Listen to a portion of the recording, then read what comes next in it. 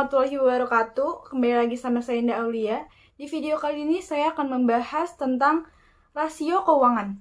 Pengertian rasio adalah rumus membandingkan posisi akun pada laporan keuangan yang dapat diartikan dan dibaca. Jadi bukan hanya sekedar melihat posisi, tapi bisa dibaca dan bisa diartikan. Macam-macam rasio itu ada 4. Yang pertama, rasio profitabilitas, yang kedua rasio likuiditas, yang ketiga rasio solvabilitas, dan yang keempat rasio aktivitas. Rasio profitabilitas yaitu rasio yang mengukur kemampuan perusahaan dalam memperoleh laba. Bagaimana bisa perusahaan memperoleh laba, atau laba ini bisa menutupi modalkah atau bisa membeli aktiva baru. Lalu rasio likuiditas, rasio yang mengukur kelikuiditan perusahaan atau bagaimana perusahaan mampu membayar kewajiban hutang jangka pendeknya. Lalu rasio solvabilitas, rasio yang mengukur sejauh mana kebutuhan perusahaan dibiayai oleh hutang atau hutang jangka pendek atau hutang jangka panjang. Lalu rasio aktivitas, rasio yang mengukur efisien perusahaan dalam menggunakan aktivanya. Apakah perusahaan ini sudah efisien atau masih boros dalam penggunaan aktivanya? Lalu kita bahas satu-satu. Rasio profitabilitas. Kata kuncinya adalah profit atau laba. Nah, rasio profitabilitas ini ada 3. Ada ROE, ROA, dan ROS. ROA itu return of equity, pengembalian terhadap modal. Ketika rasio di bawah 6%, maka dinyatakan jelek. Nah, perusahaan dapatnya 6%. Mending deposit aja lah ke bank. Jadi, ngapain capek-capek kerja kalau dihitung ROE-nya hanya dapat 6%. Banyak pakar yang mengatakan bahwa jangan sampai ROE yang kita punya itu kurang di bawah deposito bunga yang ada di bank. Dinyatakan baik apabila ROE di atas bunga deposito. Rumusnya, laba dibagi modal dikali 100%. Lalu ROA, return of asset, pengembalian terhadap aset.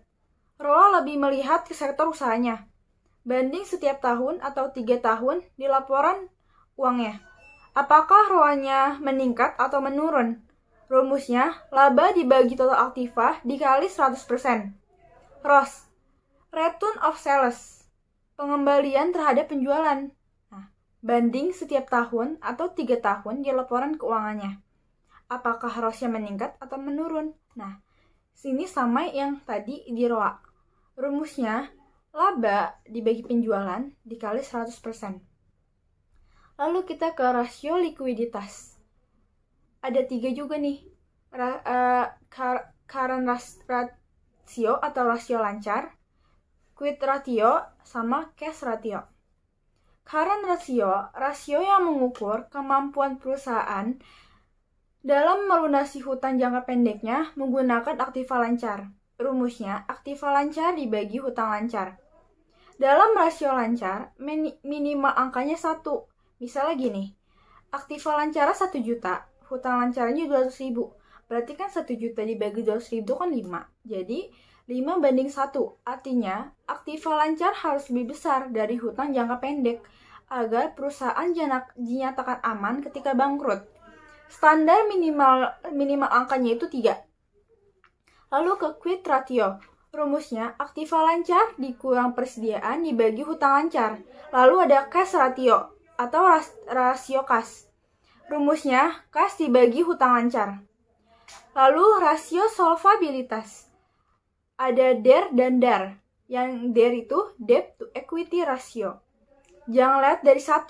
Jika lewat dari 1, berarti mayoritas harta atau aktiva kita dibiayai oleh hutang.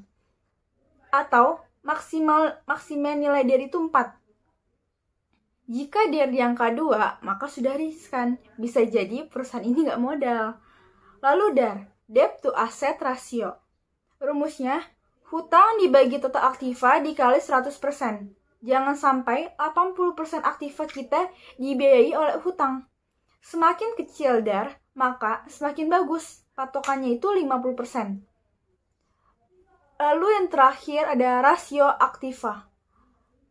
Yang pertama itu putaran kas, yang kedua putaran piutang, dan yang ketiga putaran total aktiva, yaitu rasio yang mengukur bagaimana perusahaan menghasilkan penjualan dengan menggunakan keseluruhan aktivanya.